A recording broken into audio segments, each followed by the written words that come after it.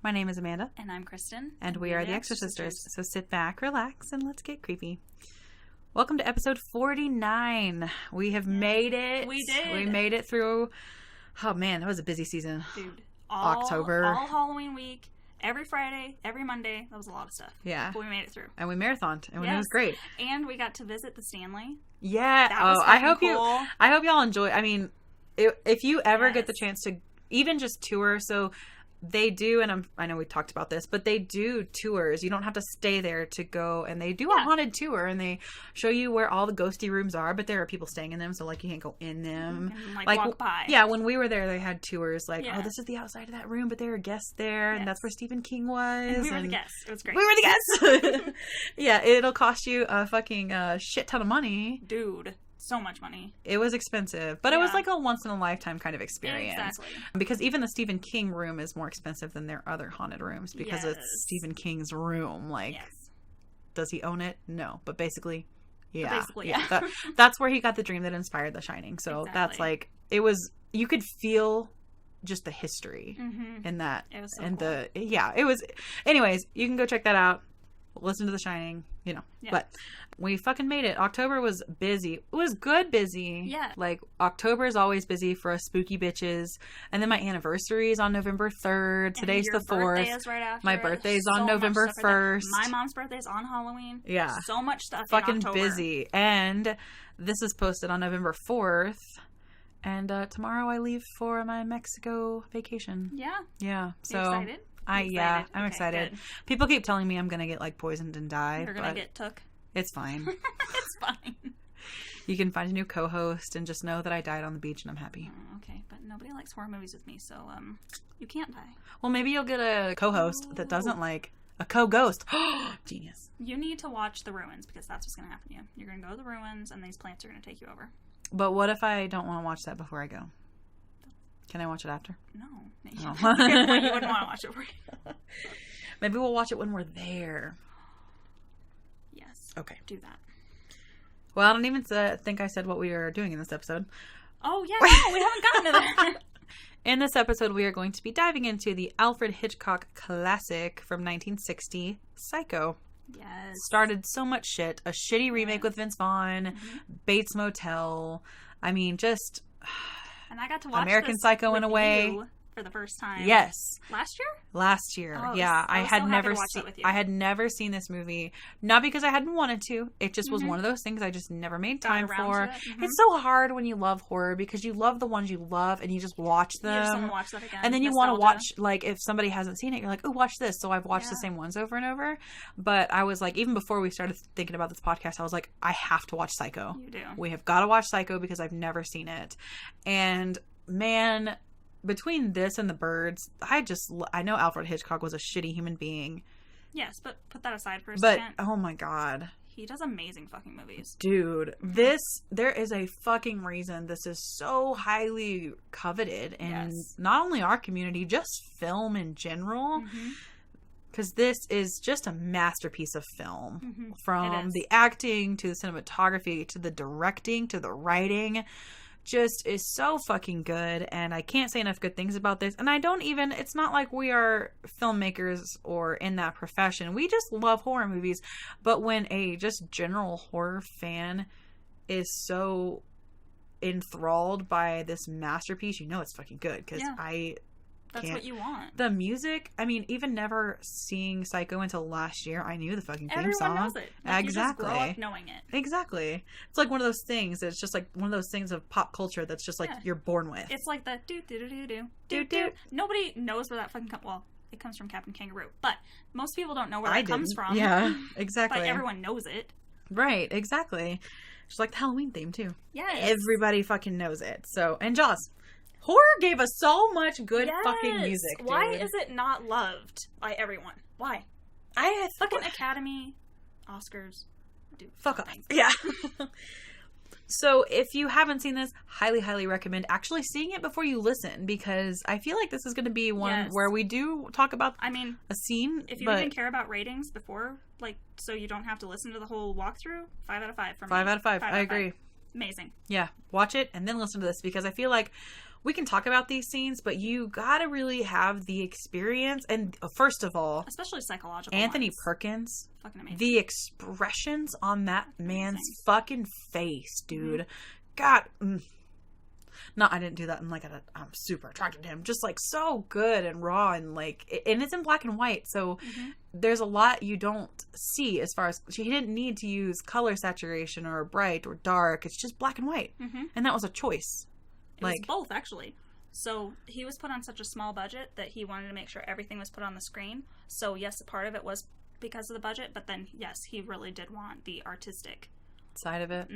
And this movie doesn't feel pretentious, in my opinion. No. Because there are some movies that are very artistic and highly revered and all that shit that feel a little pretentious. Yeah. And this does not to me. I think this is just such a... It started a lot for horror. I mean, there's really nothing like this that I know of from this era. If you look up right now, like on Google, and try me, I've done it, of what the first slasher is, a lot of people say it starts around the 70s with Texas Chainsaw Massacre, Black Christmas, Bay of Blood. You get into those. No. But this, even though there, of course, was this weird psychosis, just... It was a slasher. Yes. Like, he literally slashes her in the shower. How is that not the first? And it is probably the most iconic scene. Like, even if you've never seen Psycho, you've seen this fucking scene, whether it was done as a spoof in some animated show like Family Guy. Not specifically Family Guy, but... Everybody does that. Yeah, exactly. Yeah. Like, it's been duplicated and replicated so many times. And it is the... I mean, if you really think about it, everyone credits the 70s with laying the groundwork for slashers, but Psycho did it. Alfred Hitchcock did it. Yeah, it's literally, based on a serial killer. The same serial killer that they base, quote unquote, Texas Chainsaw Massacre on. So how is this not a slasher? Yeah. It is. It's a slasher. And what's cool about it, too, is you do get involved with these characters, though. It's not the kind of slasher where it's just like everybody's a throw-in getting killed, because there aren't actually a lot of characters in this movie that have storylines. It's the select few, and really only 2 people. And mainly Norman Bates. Right. He's your main one that you're attached to. Exactly. And he's the bad guy. And you feel sorry for him the whole time. Oh, yeah. I'd wife him up. His mother would kill you. You're right, she would. So, let's start this off in the beginning. So, there's a character named Marion. She's our main character, who was played by Janet Leigh, who I watched this with Sierra and Brad, and Katie came in and out. None of them had any idea that this was Jamie Lee Curtis's mother. Really? Yep. Because I was like, y'all want to hear some trivia that you might know? And they were like, sure. Because I think most people in the horror community, they know that. Yeah. But I was like... Jamie Lee Curtis, everybody knows. She's a Scream Queen. I mean, all fairness, if you look at her compared to her mother and her father, she looks like her father. Yeah. So that makes sense on why the resemblance isn't as much. But yeah, and I was like, so Jamie Lee Curtis, she's a Scream Queen. She was the Halloween Scream Queen. And they were like, yeah. And I was like, that's her mom. Her mom was the first Scream Queen. And they were like, holy shit. Yeah. I'm like, yeah. So she is in a hotel with her lover and wants to cut off their sexual relationship because she wants a respectable relationship. First of all, she's a badass. I love her. Even though she's like, she is a protagonist, but she's also a criminal. Like, she's still like super headstrong, and I love that. Well, like I commented in The Birds, Alfred Hitchcock has such a good job of making the woman not the damsel. Yes. Yeah. They can be evil and good. They're definitely just people. You're telling me if somebody was like, I'm gonna give you $40,000 cash right now, you wouldn't be like, deuces. Exactly. Well, I probably wouldn't. But you know what I mean. Like, it's not that far off to think that somebody would do that. And part of the trivia, it said it was like $350,000 cash. $346,000. Yes. Damn, I remembered that. Yep. Shit. It's like $346,700 and something dollars. Yes. Nowadays. Yeah. I'd fucking take off with that. Sure. Well, actually, maybe not. That wouldn't even buy you a house now. Not where we are. Yeah. But anyways, she wants a respectable relationship. She's like, this is not going to happen anymore. And she gets back to work late because she was fucking. And her boss isn't there, and he's still at lunch with a client who is buying a house from him. Her little employee, that's Alfred Hitchcock's daughter. And he's actually standing outside the window if you wanted his cameo. I forgot to look! Dang it. I was looking for it in The Birds and I missed it. And I forgot to look for it in Psycho. Because I don't look a lot of the trivia stuff. That's usually you. Yeah. But so this client, they come back, her boss and this client comes back, and he's flaunting his money in front of Mary and trying to use it to hit on her. And he's buying a house for his 18-year-old daughter as a wedding present. He's like, it's $40,000 cash. I want someone to buy me a house for my 18th birthday. Well. Or for my 18-year-old daughter's wedding present or whatever. I want someone to buy me a house. He's like, count it. Count it. He's just like, money, money, money. Money. Like, he's just flaunting this fucking money to get this woman's attention. Isn't he wearing, like, I'm remembering, like a big cowboy hat? Oh, yeah. He's got a 10-galloner. It reminds me of, like, those big ranches back then that had all the money, like Dallas and Dynasty and all that shit. That's 100% what I thought of. I was like, he's an oil and gas. Yes. Yeah. And her boss wants to put it in the safe, but he leaves it with Marion. And so her boss tells her to take it to the bank, to the safety deposit box. Right. The safety deposit box is her purse. And she asks her boss to go home after she's done with the bank because she's got a headache. And he says that's fine, and she leaves. And she don't go to the bank. Oh, no. She goes home with the cash and packs a bag. And this is what I wrote in my notes. She goes home with $346,000 in cash. Yeah. And she's driving away, and she actually sees she's on her way out of town, and she sees her fucking boss. And he sees her. And she's like... But she makes it weird. Like, she does. Could have already gone to the bank and could have been like, her hey. own thing. Yeah. It's not his goddamn business. She makes it weird. Yeah. She makes everything weird. She's not a good criminal. No. She does not know how to play it cool. So she stops on the side of the road to sleep as she's on her way out of town. And a cop pulls over to check on her, as any cop would. Yeah. So she doesn't play it off very well at all. But he lets her go. She's, like, acting, like, real, like, skittish and sketched out. And, like, she's doing something wrong. She's real shifty. And she's like, you're wasting my time. Like, I need to go. Like, you should suck up to that cop big time. Because if he sees you got $40,000 cash in your purse, he's going to think you took it from somebody. Because this is not the era where women could just have their own money. Oh, fuck no. And the whole time, she's hearing this dialogue of what she thinks, like, her boss is saying. And this dude is saying. And all of that stuff. And that's really cool. Because that's something that you definitely would think of. You're being paranoid. Yeah. Granted, it is what's happening. I was about to say, and that's probably exactly what they're saying. Yes. Yeah. And the cop follows her for a while, but then he exits, and she pulls into a car lot, and the cop sees her there. So this cop has been, like, low-key following her because she acted sketchy. And she acts sketchy to the car dealer. It's yes. And he's just, like, standing across the street, like, staring at her with his aviators. And... she's being weird, and she's rushed and sketchy with the car salesman, like you said, and she's terrible at playing it off. Dude. And he's like, well, with your car, to get a new car, it's $700 cash plus your car. And it's like showing all these license plates that they're California plates, and she's from Arizona, so she's trying to switch her car, but the cop's watching her switch her car. Exactly. So it doesn't help if you switch your car and the cop that you're concerned about is watching you. Just stupid criminal. When she goes inside to do the transaction, the cop pulls into the lot, and they all, including the mechanic and the salesman and the cop, watch her leave. And she's so spacey, the mechanic is like, hey, and, like, she forgets her fucking suitcase and shit. So they're like, oh, she's running. Yeah. Like, clearly she's running from something. And the cop wants to look at the papers from the transaction to make sure that the car wasn't stolen, and said that she seemed off. And then back at her office, her boss and coworker have been in contact with her sister, and everyone is concerned about her and wants to check in on her. And her boss tells Cassidy, the man that bought the house, that he trusted her because she worked for him for 10 years. I mean, yeah, I would. I mean, not to be like, but I mean, I have worked where I work for less, and my boss trusts me, like, with a lot of shit, including money. Yes. And you go to the bank all the fucking time. All the time. I could just dip if I really wanted to, but no, I am loyal. Granted, you wouldn't get very far with, like, our little petty cash deposits. But you $2. could. As she's driving, so she's continuing to head out of town, it's raining so bad that she can't see through the dark and the rain, but then she sees a sign for the Bates Motel. To me. Like, it shows you what she's saying, and you literally can't see shit. I've been in rain like that.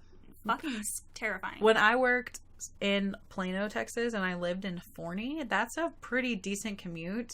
Remember I told you I was on the highway and it was the scariest drive of my life? That's what it fucking looked like for an hour and a half. Fuck that. No. Yeah. I'm surprised you didn't pull over.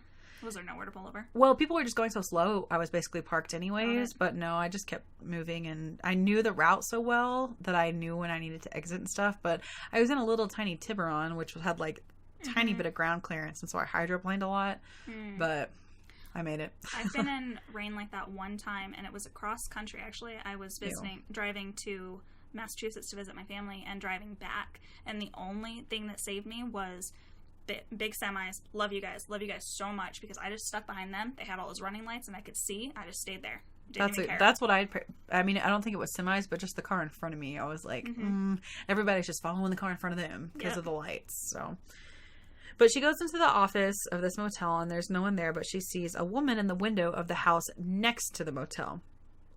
So she goes outside to honk her horn to summon them out. And a man comes and talks to her about all the rooms being empty because they moved the main highway away from the motel. So his motel is struggling. He's so nerdy cute. Dude, I was telling Sierra when we watched this, I was like, he is so attractive to me. Yes. I don't know. But in that, like, nerdy... Like, I'll good go guy on a way. with you. Yeah. Exactly. And he's just handsome. Like, in the face. He's, like, not upsetting to look at. So you would definitely trust him. Yeah, exactly, yes. And he introduces himself as Norman Bates, and he invites her to eat sandwiches and milk with him so she doesn't have to drive in the rain to the diner to get dinner. Really quick. Yes. I just want to, like, put this out here to think of. Being an audience member who didn't know the twist of this movie had to be amazing. Because you can't get away with that now. 100% yes. I mean, even though you hadn't seen it before, you knew what the twist was, right? Like everybody basically does. Yes. Well, okay, actually, I had done a pretty good job of staying away from this. Okay. But I knew there was something... I didn't think the mother was the killer. I thought that he was the killer the whole time. I didn't know that he was cross-dressing to be his mother. So actually... Was it cool? Yeah, okay, that's awesome. And it still is, like, you know, but it sucks to be in a time where it seems like everything has been said and done. Yeah. And where does film go? I mean, if you look at the planet, we don't have that much longer, but, like, if you just look into hundreds and hundreds and hundreds of years from now, what are they going to, are they just going to keep remaking our movies? Or, I mean, we're remaking movies all the time. So... I don't know. It's definitely... I wish that I could have been around for some of these movies. Like my great uncle who listens to us, hello Uncle Mike, said that he got to see Jaws in theaters, and he said he left with his, like, knees shaking or something. I love that. I would have loved that. I would have loved to have gone into this movie not knowing what it's about. Yeah. And being like, oh my god. Mind blown. Yes. Yeah. I would love, if you're a listener that is, and I don't mean this in any sort of disrespectful way, but is older, like, you know, you got to see this for the first time without really knowing anything. Let me, like, I would love to hear what you thought when you first got the twist of this movie, because that has got to be so cool. Same thing with, like, all the, like, Halloween, Nightmare on Elm Street, Friday the 13th, like, just seeing all in the thick of it. It's one of those iconic twists, though, that we just know now. Right, It's so amazing. But he's very cordial and handsome and concerned for her. Like you said, it'd be very easy to trust Norman Bates. Which is a lot of serial killers. I mean, look at Ted Bundy. Yeah. And she says she will eat with him, but first she wants to get all her stuff situated. And she's in her room, and she hides the money in a newspaper. And she hears a woman yelling at Norman that she doesn't want him to bring strange girls into the house. And they're fighting about her being disgusting. And this woman's talking mad shit about Marion. And she says, do I have to tell her because you don't have the guts, boy? And then he's like, shut up, you know. And it just sounds like a mother and a controlling, jealous mother fighting with her son. But he does bring the food to her, and they had to be real loud for her to be able to hear that shit. Right? That house is like, it's not like it's right next. No. It's up on a hill a little bit. And he brings her food and says that his mother isn't herself. Norman says that he wishes he could apologize for his mother when she says she doesn't have much of an appetite. So she's like, you know, I just heard all that shit, and I don't really want to. I'm good. But he invites her into the office parlor to eat with him, or watch him eat if he's not going to eat. Like, they're just going to watch each other eat if they're not, with all of his dead birds. Yes. But in the parlor behind the office, Marion notices, like you said, a lot of bird taxidermy. And she eats while he's just talking, and he says, you eat like a bird. And then he tells her his hobby is taxidermy, but he hates the look of beasts when they're stuffed. He doesn't like foxes and bears and things like that. He likes birds because they're passive to begin with. So he's like this very gentle, like, I don't like violence. I don't even like the look of a stuffed fox. Like, I just like the little birds. Get. I mean, if you think of the pictures of like a stuffed bear or something compared to like a stuffed pheasant. I mean, I'm from Texas, and I have literally walked into a house. This is kind of fucked up, but My parents were friends with an attorney for a long time, and he was a fucking trophy hunter, and I saw a bear, and I saw a zebra, and, like, it's just fucking weird. And it just looks so much different. But then if I've only gone to, like, a natural history museum, but if you look at birds, yeah, it looks just different. I don't know. Like a stuffed animal. I kind of get what he's saying. Yeah. And she's like, that's strange. That's a strange hobby. And he tells her he spends his time running errands and tending the motel. And she asks if he ever goes out with friends, and he tells her a mother is a boy. A boy's best friend is his mother. Yeah. The reason I started laughing is because that is just so iconic, and it's been used so many times. There's, like, a list of the most known quotes from horror movies, and that's, like, number 3 or some shit. Yeah. On the most. Yes. And he asks what she's running away from. And they discuss about the traps people put themselves in and, like, the situations they create for themselves, basically. And he says he was born into his trap, but he doesn't mind it anymore. And then Marion brings up the shitty way his mom talks to him, but he says even when he thinks about defying his mother, he knows she can't because she can't help it. She's sick. Crazy. Yeah. She had to raise him all by herself, and then his dad died, and then her husband after his dad,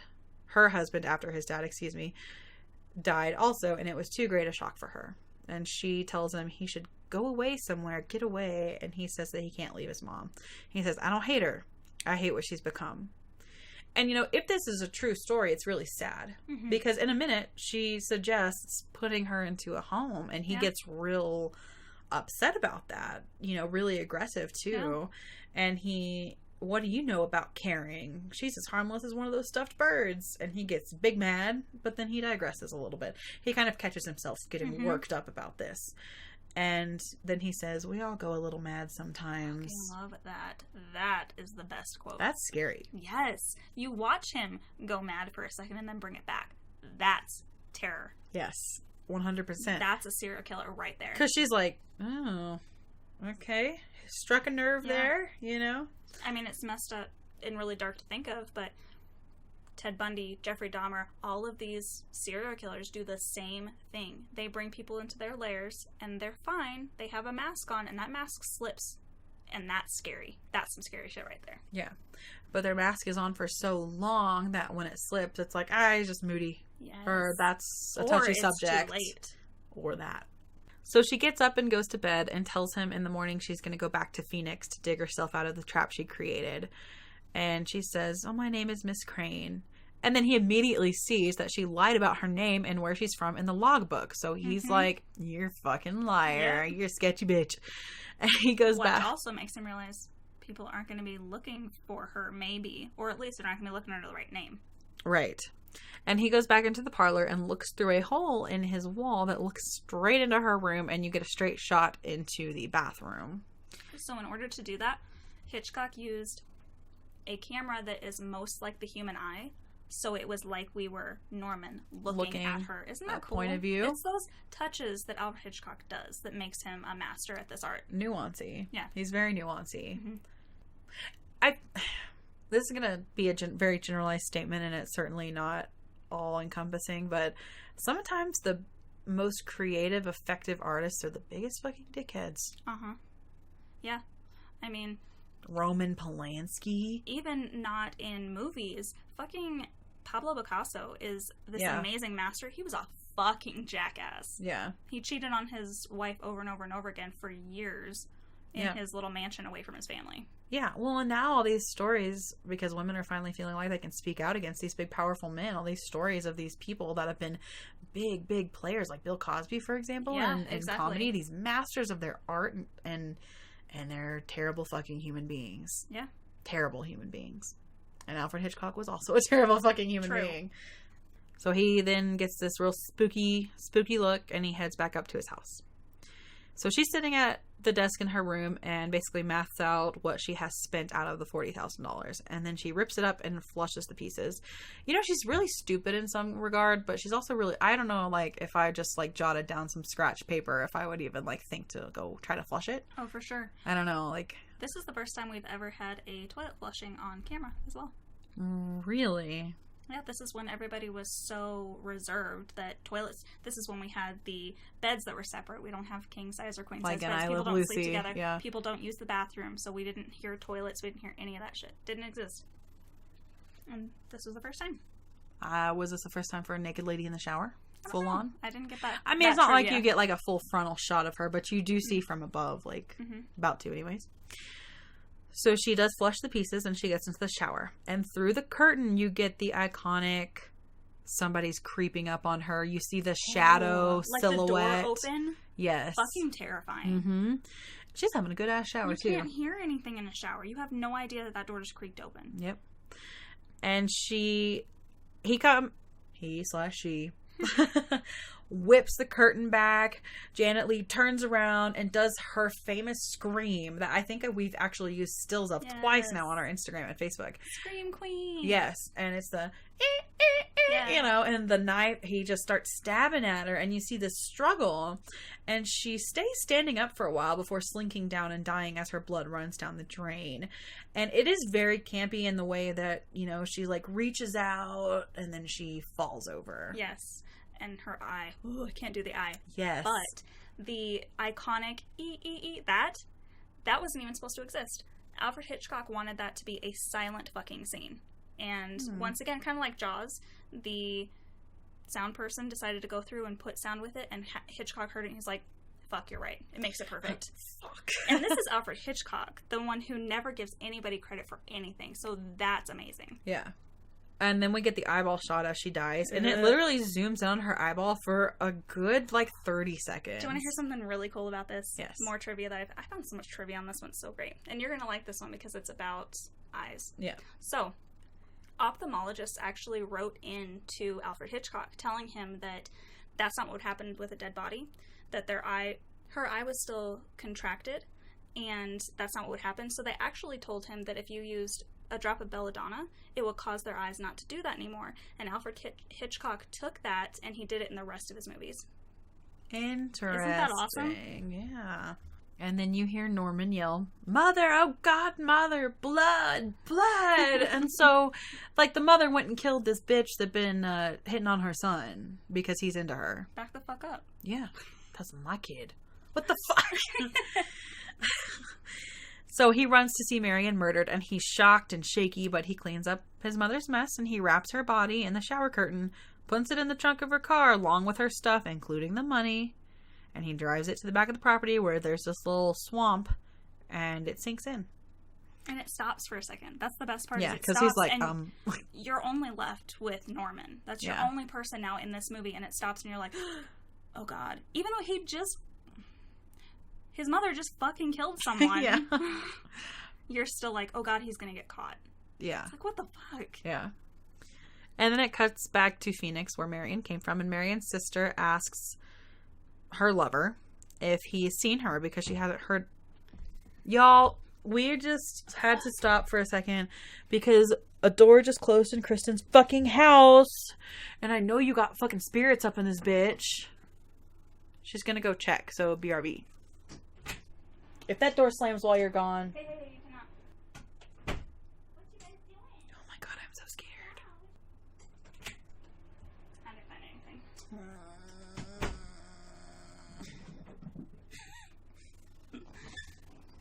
They're fine, so I'm sure everything's fine.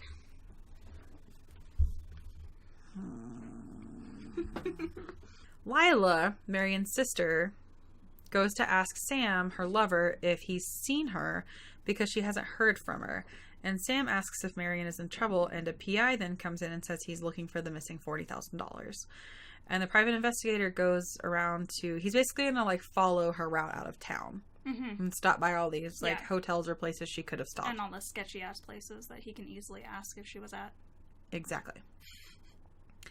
And of course, Bates Motel is on his route. Mm-hmm. And he goes in and says that he's looking for her because her family just wants to forgive her, and she's not in trouble, but she's got some family stuff, And Norman says no one has been there for a few weeks, and he looks at the register because he has a sample of Marion's handwriting. The PI does. And the register, I mean like where you sign in. Yes. And he picks out her handwriting immediately. And he catches Norman lying about not seeing her, and Norman says she went straight to sleep and left immediately the next morning. And he also acts sketchy. I was about to say, he's also not good at keeping a story straight at all. He cannot lie to save his fucking life as Norman. And he is trying to cover up his mother's murder so desperately. His mother's murder. So desperately that he is trying so hard, but he just keeps digging this hole deeper and deeper and deeper. Yeah. Where this detective or this PI is basically like, oh, this is definitely the guy. Like, 100% this is the guy. So he's stammering and muddying through details. He says he wants to check all 12 cabins before he leaves, and Norman tells him to follow him while he changes all the bed linens. And Mr. Arbogast, the PI, sees a woman in the window of the house. And Norman says no one is home, but when he points out the window, Norman says it's his mother and she's invalid. Was he like just setting her body in front of windows? Probably in a chair, yeah. That was probably her room, and that was her chair by the window. Yeah. But there are times when she vanishes and Norman's still around, right? Maybe she falls out. She's a corpse. Ew. So he accuses him of hiding Marion, and he tells her he may have been... Norman says, I may have been fooled by her, but my mother wasn't. And then the PI wants to talk to his mother, but Norman gets really aggressive. Well, I'd say mildly aggressive, actually, and basically tells him to leave. And so he does, and he goes to a nearby payphone. And he calls Lila and tells her that Marion was there and apparently just showed up and left. But he's not satisfied with the answers he got from Norman and still thinks Sam might also be in on it. Yeah. So there have been some accusations that her lover was like, yeah, get that $40,000 and we'll go. Right. But he's not involved. So he goes right back to Bates Motel, and he goes into the parlor and sees all the taxidermy and a safe. I would be a little more sketched out. I guess he's like real confident in his ability to... PI, I guess, but I agree. Why do people keep walking into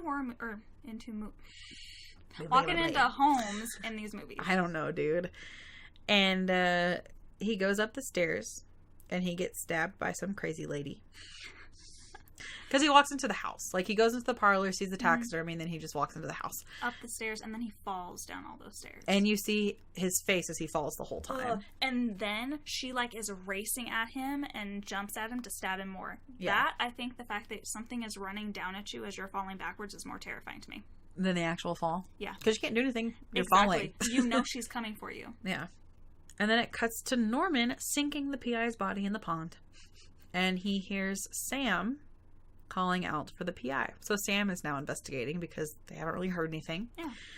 And then Sam goes all the way back to Lila in Arizona to tell her that he did not find Bates or Arbogast, only a woman unwilling or unable to answer the door. So he goes up to the house, knocks on the door, and nobody comes. Yeah. But he thinks he saw an old woman up there, so maybe she's just too old to come down and answer the door. So Lila and Sam go to the deputy sheriff to update him on these people being missing. And the deputy sheriff and his wife actually know the Bates family. The sheriff and his wife actually know the Bates family and ask if the woman in the house is a wife. And they're excited. They're like, did Norman take a wife? Like, he's all alone up there. They're hoping for him. Yeah, and maybe he's just kind of socially awkward. Like, he seems like that's maybe what they think of him. Like, this poor, feeble kid who's had kind of a messed up past with his father dying. Maybe an overbearing mother where he wasn't allowed out. Exactly. And the sheriff calls Norman, and Norman says the detective questioned him and left, and that was that. And the detective tells Lila and Sam that Norman's mom has been dead for 10 years in a murder-suicide, and Norman found them dead in bed together. Ain't no mom. She dead. Also, murder-suicide. Mm-hmm. He for sure killed them. Oh, yeah. And then it cuts to Norman telling his mother she needs to hide in the fruit cellar, and she's arguing that she will stay right there in her room, and she doesn't want to go down into that fucking fruit cellar. You think I'm a fruit? He tells her it's just for a few days because they'll come looking for the PI and he needs to hide her. And so he just carries her downstairs and she's like, don't touch me, meh. But you only ever see like the back of her head or the top of her head. Mm-hmm. You don't actually like see her face. And then it cuts to Lila and Sam talking to the sheriff, and he says he went, this is like the next day at Sunday church or whatever. And he says he went and checked on Norman and there was no woman and he was completely alone. So then they go to the Bates Motel because they're like, ain't nobody going to figure this out. And so they pose as a couple on a business trip. And Lila notices cabin 1's door is unlocked, and she tells Sam they need to check it because they actually get put, I think, in cabin 10. Yeah. And as she's walking to cabin 10, she just kind of checks the door to see if it's unlocked, and it is. And so they go in there, and they find a piece of the paper that Marion was trying to flush, and they basically can tell that she was subtracting something from 40,000. So they're like, oh yeah, there's the money. Exactly. Yeah. So they create this plan, and Lila goes to investigate the motel and the house while Sam distracts Norman as their plan. So she goes into the house, and she sees an imprint in the bed where someone just lays all the time, but no one seems to be there. Vomit. Are you trying to vomit? Like, okay. That's fucking gross. Like, her dead body's just laying there the whole time. All the time. All the time. And then back at the motel, Sam is pressuring Norman about the money, and he accuses him of stealing the $40,000 and basically killing Marion for it because he needs a way out of this motel, and that money is going to be his escape. So he's not doing a very good job at distracting. He's antagonizing. Yes.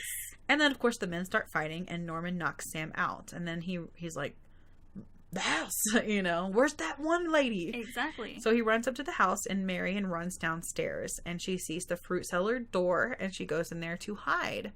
And she sees the back of Mrs. Bates' head in a chair. And she turns her around, and this is another iconic scene, and she sees a skeleton in clothes and a wig, and she screams. And then this scene actually did a really good job of building tension, and it was done very well. It was scary. Exactly. Norman runs in dressed as his mother with a knife, and before he can run at Lila, Sam tackles him. So he went upstairs not to look for her, but because the mother personality took over and went to put on her clothes so that she could do this. She could take care of these people. Fucking because terrifying. his mother is the killer part of him. He's the passive one. She's the killer. She's going to fight all his battles, even in death. It's like Split. Yeah. Exactly. It was Patricia. And then it cuts to the county courthouse, and Lila and Sam are there with a bunch of cops in a room talking to a psychiatrist. And I loved the psychiatrist monologue. Really? Loved it because I just thought it was so interesting how they explained it. Yeah. Granted, it's one of those things where I think a lot of people, they don't need it explained to them. Not nowadays, but back then, yeah. Yeah, but exactly. And that's where needed him. I was trying to put myself there, because mental health even fair. now has a stigma. And so they really had to explain this, that yeah, he's crazy, but like he's also sick. Like, I feel a lot better now that you just said that. Yeah, because there was a huge fucking stigma. There still is about mental health, especially back then. They were still using like electroshock therapy and all these horrible things, because mental illness was just, you were just fucking crazy and they would just lock you up. So they had this psychiatrist come at it from like well, it's not really Norman's fault because he has another personality. So they had like this psychiatrist explain it. And he says Norman has two sides, himself and his mother. And he tells them to drain the swamp and they'll find Marion and the PI. And the mother also confessed to killing 2 young girls that are missing. And he tells them it wasn't a murder-suicide either. He killed his mother and her boyfriend, because before his mother met her boyfriend, it was just the 2 of them. And he had to erase the crime in his own mind that he had killed his mother, so he stole her body and began to think and speak for her. He was never all Norman, but he was often only mother. Mm-hmm. So they would coexist, or it would just be the mom. It would never be just him. So he said if he felt a strong attraction to any other woman, the mother side of him would just go wild. He wanted Marion, and that set off the jealous mother, and the mother killed the girl. And as a dutiful son, he cleaned up his mother's crime. The battle for the 2 personalities is won, and the mother has won. And then you get Mrs. Bates' ending monologue. Best. And as she's saying, I wouldn't hurt a fly. They'll never believe that I could hurt a fly. And she starts kind of shit-talking Norman a little bit and saying how she had to protect him. And it zooms in on Norman's face while the mother is thinking. And it is the best. Yes, best he does such a good job. Fucking look. Oh, it is so eerie and sinister. And God, it's so good. And that is just the perfect shot to end a masterpiece of a film. Mm-hmm. And I just cannot think of anything that would have made this film better for me. No. Because even the things that are archaic now, like now, no, we wouldn't need a psychiatrist to come on screen, and because everybody knows what DID is now. Yeah. Back then, which is fucking crazy. Yeah. And so I loved that ending scene where you get that closure of what happened to Norman. Why is he like this? What do you mean there's no mother? What do you mean she's been dead? She's the one that was the killer. He was cleaning up after her. You get that resolve. And it's done especially for 1960, in a way that I think was very well done and very well thought out to give the audience what they needed, because I think had he not, it may have been received differently than it was. Yeah, absolutely. I could see that now that you've explained it. Yeah. So I told you when we were talking about the black and white thing, Paramount gave Hitchcock such a low budget on this film because they actually detested this book so much. So this is a book, if anybody wanted to know. It's a book based very loosely on the story of Ed Gein, who is a serial killer, and had a very close relationship with his mother. So because they hated that book so much, they gave him a very, very low budget. So what Hitchcock said was that he's fine with the low budget, but he's going to take money from the box office earnings. So basically what happened is so many people went to see this movie alone made him a fortune because of how he did that deal. He could have gone broke, but he didn't.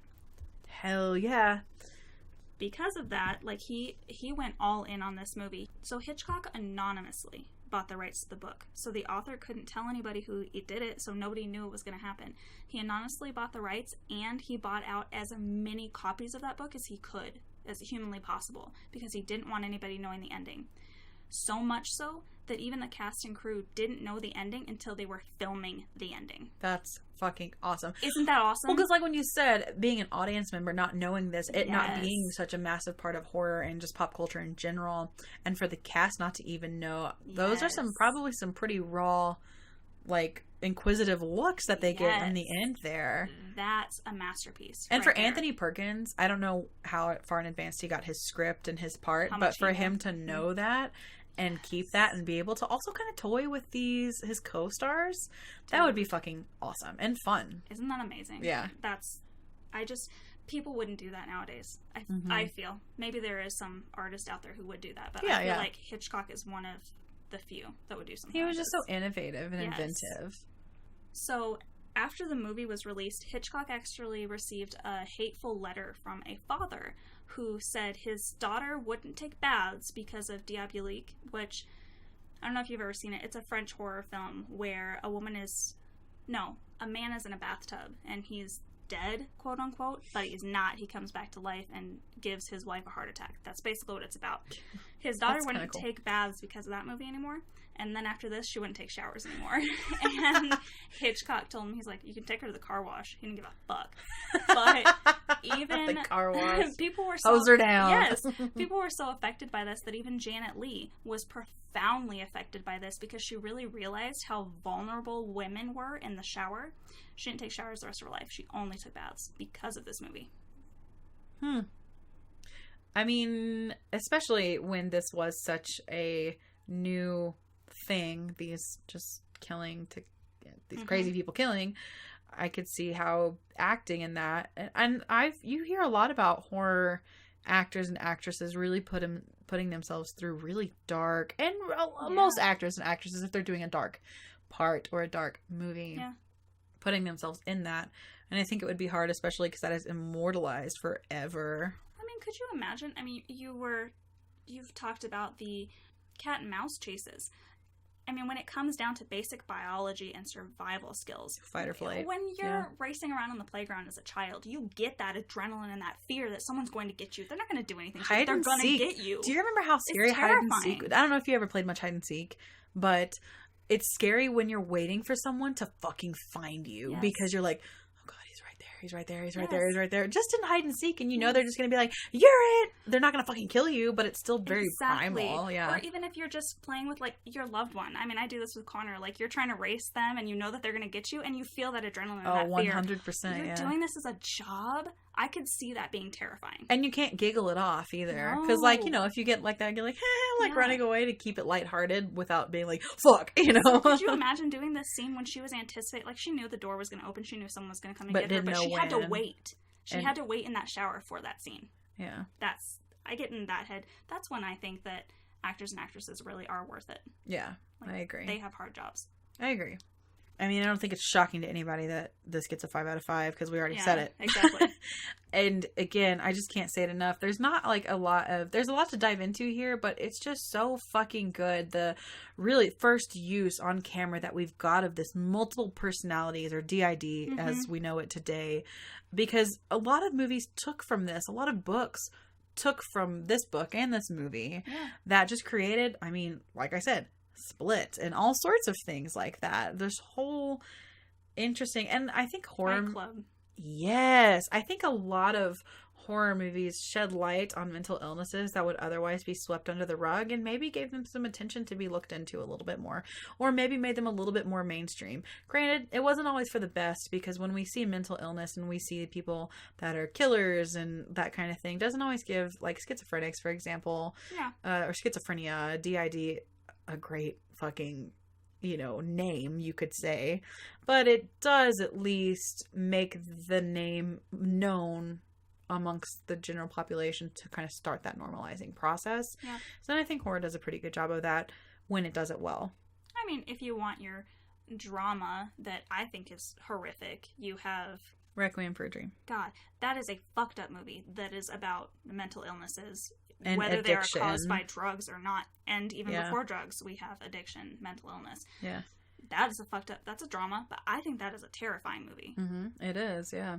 I am glad I had you watch it, but I'm also sorry. Right. I don't think I'll watch it again, but I'm glad to have it in my repertoire. Yeah. Well, thank you guys for joining us for this episode. One of our favorites by far, I think, just in the genre. So, of course, it had to be done in our first year.